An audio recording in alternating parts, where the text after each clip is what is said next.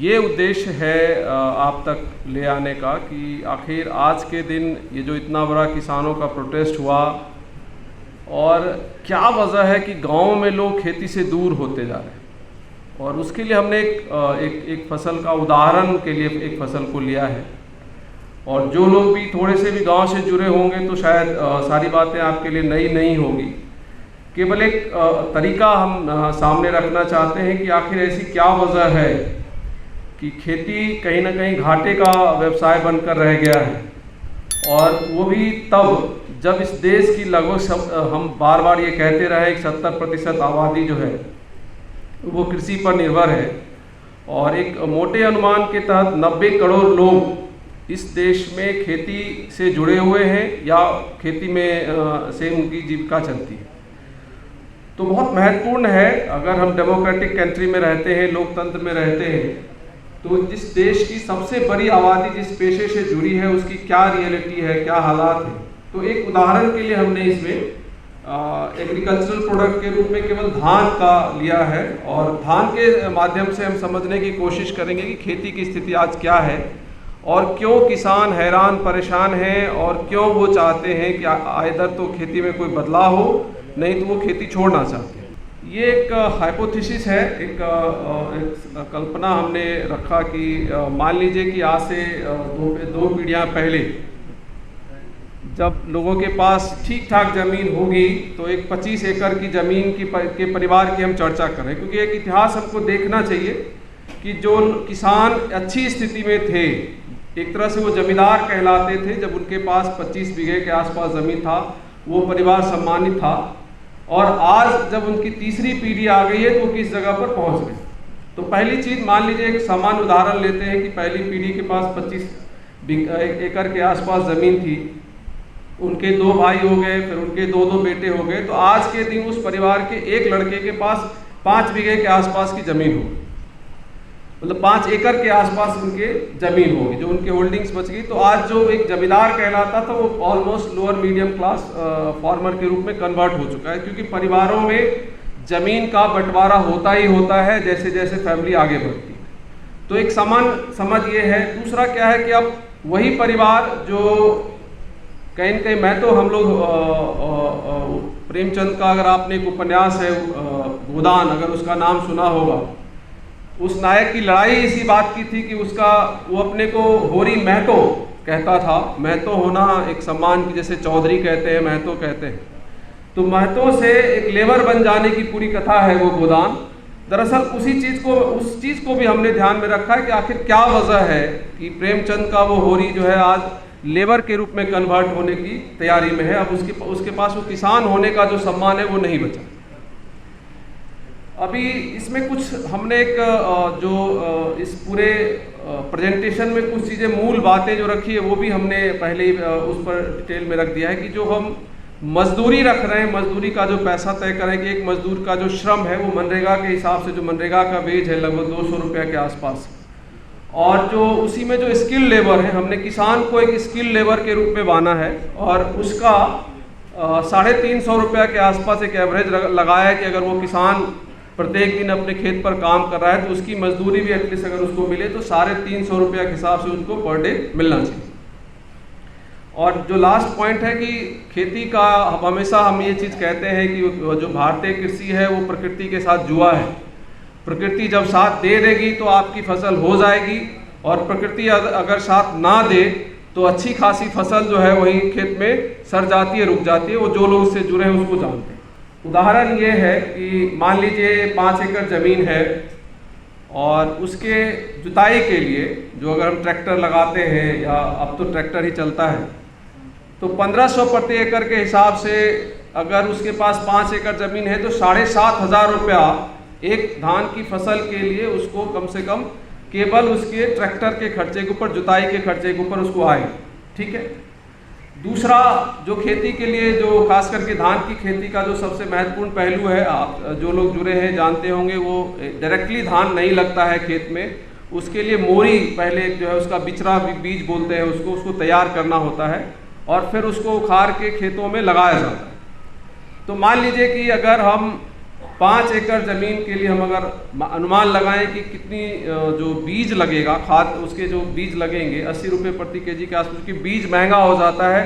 जो सामान्य धान है जब उसी चीज़ को आप बीज के रूप में खरीदने जाएंगे तो काफ़ी महंगा मिलता है। तो हमने एक अनुमान लगाया कि मान लीजिए 80 रुपये प्रति केजी के हिसाब से धान का बीज मिलता है, और 5 एकड़ के हिसाब से उसमें मान लीजिए अगर 50 किलो बीज लगा तो 4000 रुपये का बीज का खर्चा, धान के बीज का खर्चा होगा। जो बीज लगाने का जो जब वो मोरी के लिए लगाया जा रहा है उसमें हमने एक अनुमान लगाया कि कम से कम मान लीजिए 2 मजदूर लगे हैं। जैसा मैंने शुरू में ही बता दिया था कि 200 रुपये पर डे का हिसाब हमने रखा है। यद्यपि आज आप गांव में जाओगे तो 200 रुपये का गांव में भी कोई लेबर नहीं मिलने वाला, ठीक है। तो हमने केवल एक न्यूनतम रखा है कि अगर हम न्यूनतम भी लेकर चले कि उसमें भी क्या किसान को कोई लाभ हो पा रहा है खेती के अंदर, तो उस हिसाब से अगर मान लीजिए 2 लोग लगे उस 5 एकड़ की ज़मीन के लिए, मोरी का जो छींटने विटने का सारा काम होता है, उसकी प्लम्बिंग जो खेत को तैयार करना होता है, तो केवल 400 रुपया हमने लेबर का कॉस्ट रखा है मोरी लगाने का। फिर मान लीजिए कि अगर एक किसान के पास उसकी अपनी बोरिंग है और वो एक मोटर उसने ख़रीदा है, तो एक एवरेज एक मोटर का खर्चा 10,000 रुपये का आता है। और चूँकि हम 1 साल का निकाल रहे हैं तो हमने 10,000 में से उसका एक हिस्सा 1,000 रुपया 1 साल के लिए हमने निकाला कि मान लीजिए उसका एक मोटर, क्योंकि जब आप देखिए दिक्कत क्या है कि जो खेती किसानी में जो चीज़ें हो रही हैं उसमें हम इतना इकोनॉमिक रूप से होकर सोचते नहीं, लेकिन यहाँ पर जब हम चर्चा करने बैठे तो हमें एक एक पॉइंट का ध्यान रखना है। अगर वो उस किसान ने मोटर खरीदा है, अपना पैसा लगाया है, तो वो डिप्रिसिएशन उसमें आना ही आना है। 10 साल लगते लगते उसका वो मोटर ख़राब हो जाएगा तो उसका 10,000 रुपया जाएगा उसमें। तो अगर हम उसको कॉस्ट में हमको लेकर आना पड़ेगा, उसी हिसाब से हमने 1,000 रुपया कॉस्ट रखा है कि चलो उसका मोटर के खर्चे में 1,000 रुपया हम एक अनुमान। मैंने कहा कि ये कोई हमने कोई बहुत ज़्यादा जाकर आंकड़े उस तरह से नहीं जुटाएं, सारा एक अनुमानित आंकड़ा है। किसानों से बात किया और हम लोग खुद खेती से जुड़े हुए लोग हैं, देखा है हमने अपनी आंखों से, उसके हिसाब से हमने कहा। जो इलेक्ट्रिसिटी है हमने मान लिया, आजकल बहुत सिगुफा चलता है कि भाई किसानों की बिजली फ्री है, तो वो हमने उसको कॉस्ट नहीं लगाया, छोड़ दिया। अब आइए कि जब मोरी तैयार हो गया तो फिर उसको खेतों में लगाना है, उसकी रोपनी के लिए के हिसाब से फिर उसमें खर्च आएगा, क्योंकि धान की खेती मेरे हिसाब से सबसे ज़्यादा लेंदी और सबसे ज़्यादा मेहनत वाली खेती होती है। तो जो मान लीजिए मोरी लगाया गया वो 1 आध महीने में लगभग तैयार हो जाता है, फिर उसको खेत में दोबारा से लगाया जाता है। उसमें क्या होगा, उस रोपनी में क्या खर्चा आएगा वो बताने की हमने कोशिश की है। कि मान लीजिए कि प्रत्येक एकड़ में 6 लेबर वो जो है उसको, क्योंकि होता क्या है, अगर आप लोग जुड़े होंगे, मोरी को निकालना होता है, फिर उसको एक व्यक्ति निकालने का काम करता है, उसका आंटी बनता है, और वो आंटी फिर जो है जो रोपने वाली महिलाएं जनरली उसमें ज़्यादा खेतों के धान के रोपने में महिलाएं ज़्यादातर लगी होती हैं, तो उनको वहाँ तक पहुँचाया जाता है, फिर वो खेतों में उसको लगाती है। ये वाला जो लेबर का कॉस्ट हमने लगाया केवल वो जो मोरी निकाल रहा है और निकाल कर उसका बंडल बना के रख रहा है, तो उसको भी अगर हम आप करोगे तो 1 एकड़ में कम से कम 6 लेबर है। और हम जितना मैंने लोगों से पूछा, मोटे तौर पर ये ठीक है, इससे कम से में तो काम बिल्कुल नहीं होने जा रहा। तो अगर मान लीजिए एक लेबर का 200 रुपया भी हम देते हैं और 6 लेबर 1 एकड़ में लग रहा है और 5 एकड़ की खेती की हम बात कर रहे हैं, तो लगभग 6,000 रुपया उस किसान का मोरी निकालने का खर्चा। अब आ जाइए उसको, फिर वो जो मैंने कहा कि महिलाएं जो रोपती हैं, तो 1 एकड़ में कम से कम आपको 12 महिलाएं लगेंगी 1 एकड़ की रोपनी करने, क्योंकि बहुत टीडियस काम होता है वो। तो 12 गुना 5 और 200 रुपये पर उसका मजदूरी लगा लीजिए, वो भी आपको 12,000 रुपये के आसपास पड़ेगा।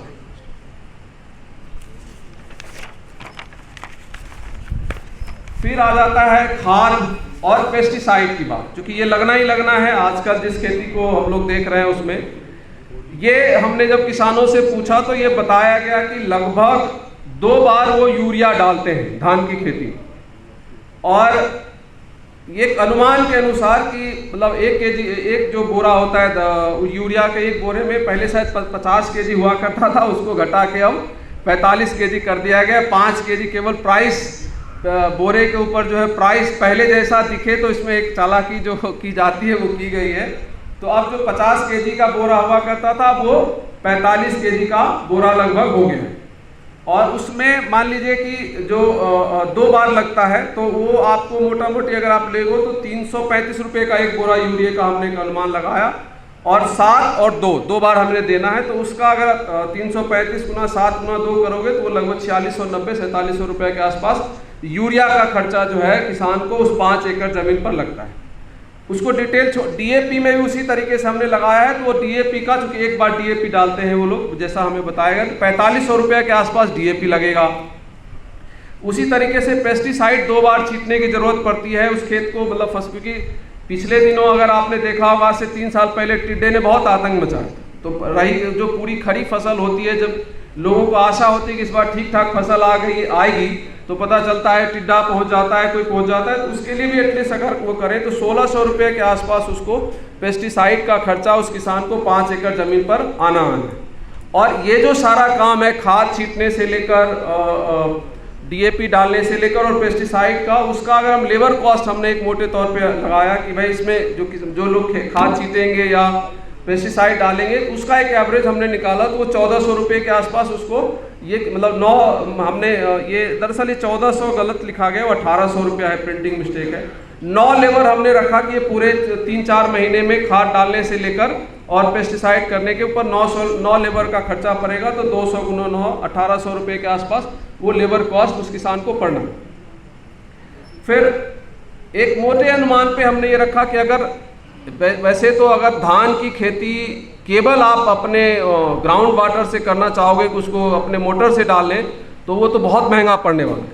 हमने ये माना कि चलो रिस्की क्षेत्र में भी कम से कम अगर एक बार भी उस किसान को अपने मोटर से पानी डालना पड़ा तो क्या खर्चा आएगा, उसमें भी मोटर का कॉस्ट, क्योंकि हमने पहले ऊपर लगा लिया, केवल लेबर का कॉस्ट लगाया कि चलो 3-4 महीने में एक बार उसने अगर पानी डाला तो 2-3 लेबर मिलकर 3 लेबर के आसपास हमने रखा कि वो जो है उसके 5 एकड़ जमीन को, चलो वो उतना,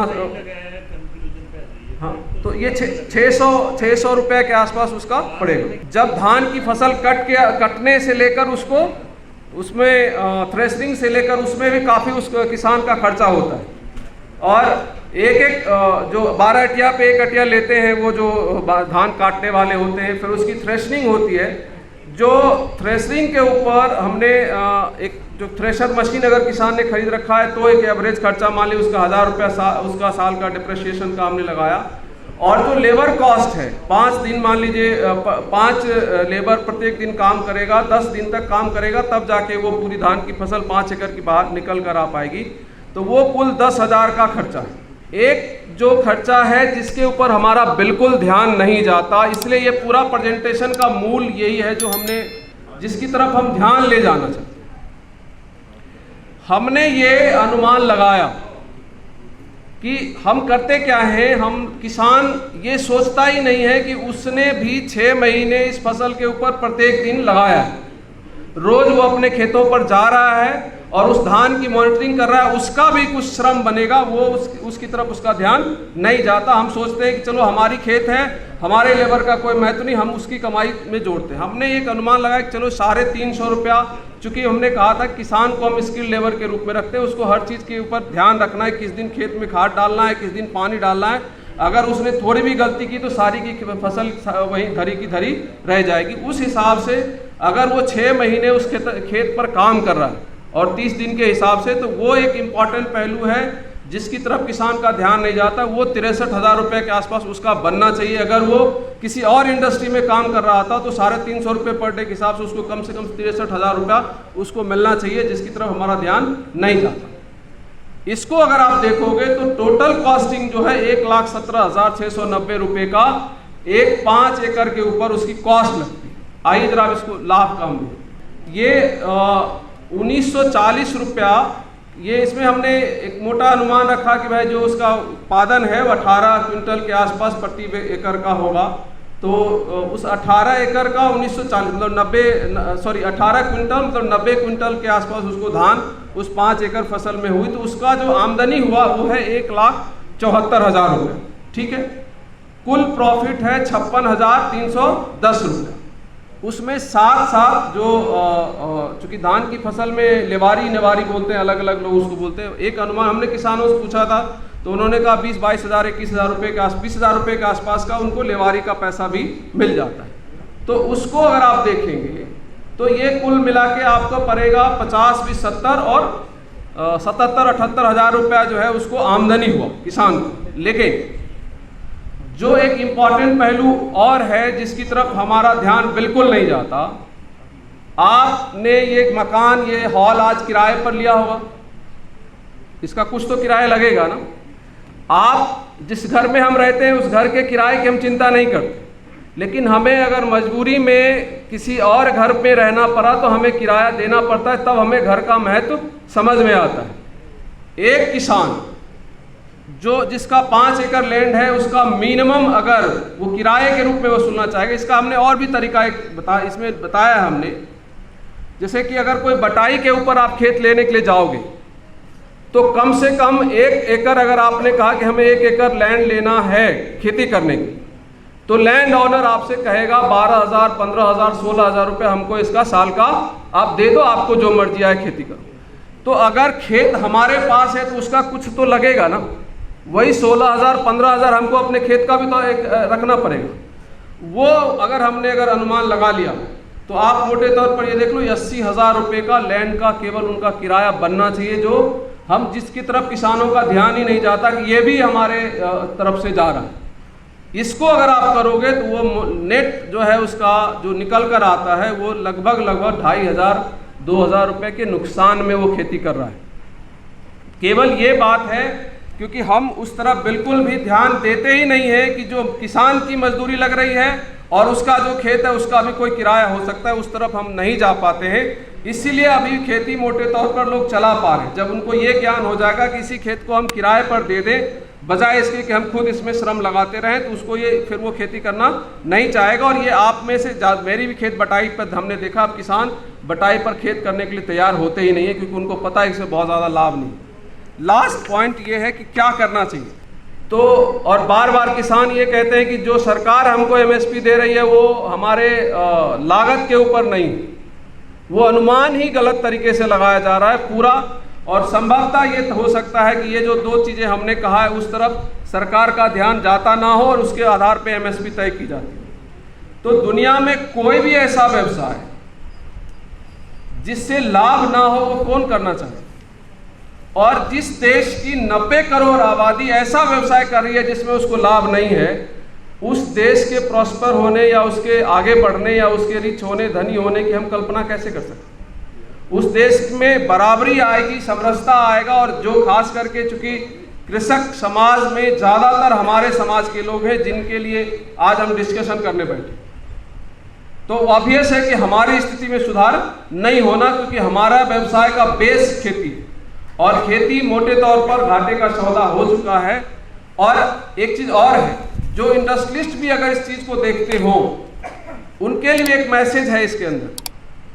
90 करोड़ आबादी के पास अगर आय नहीं होगा तो वो ना तो इन्वेस्ट करेगा, ना वो एजुकेशन में खर्च करेगा, ना हेल्थ में खर्च करेगा, ना कपड़ा खरीदने में खर्च करेगा, और नहीं खर्च करेगा तो उनको बड़ा मार्केट नहीं मिलेगा, चाहे आप कितना भी आबादी दिखाते रहिए। यही 90 करोड़ लोग अगर इनको आय होने लग जाए, इनको लाभ होने लग जाए अपने व्यवसाय में, तो भारत की इकोनॉमी और भारत का मार्केट बहुत तेज़ी से आगे बढ़ेगा और सबके लिए प्रॉस्पेरिटी लेकर आएगा। ये मेरा प्रेजेंटेशन था, सारा हाइपोथेसिस है, बहुत ज़्यादा एग्जैक्ट जाकर हमने कोई घरों में ऐसा नहीं किया, हमने लोगों से बात करके बनाया है। मुझे लगता है जितनी मेरी समझ थी उसके हिसाब से ये हमने प्रस्तुत किया है। आप लोगों ने ध्यान से सुना, बहुत बहुत शुक्रिया।